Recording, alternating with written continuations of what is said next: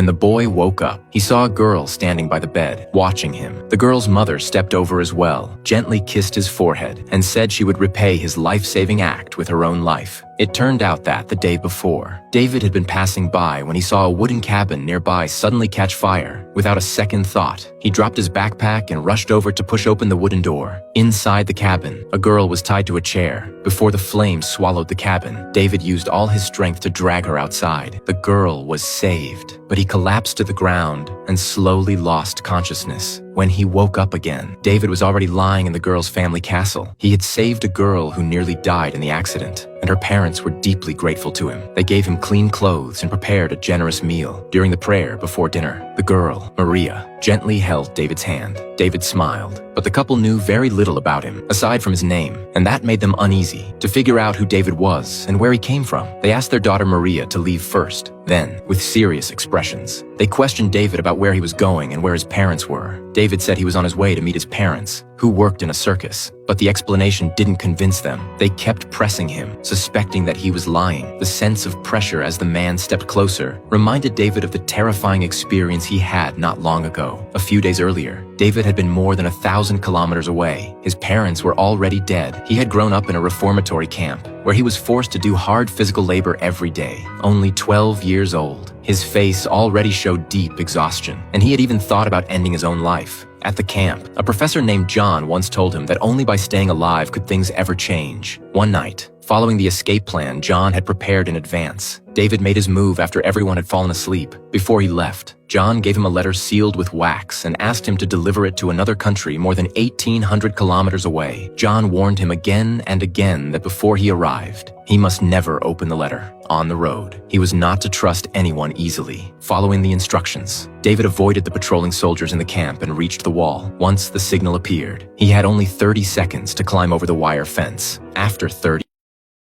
seconds, the high voltage power would turn back on. While climbing, his clothes got caught on the wire, but in the final second, he managed to make it over and landed beside a tree in the field outside the wall. Under the tree were the supplies he needed for his journey. Next, David had to use the cover of night to escape from this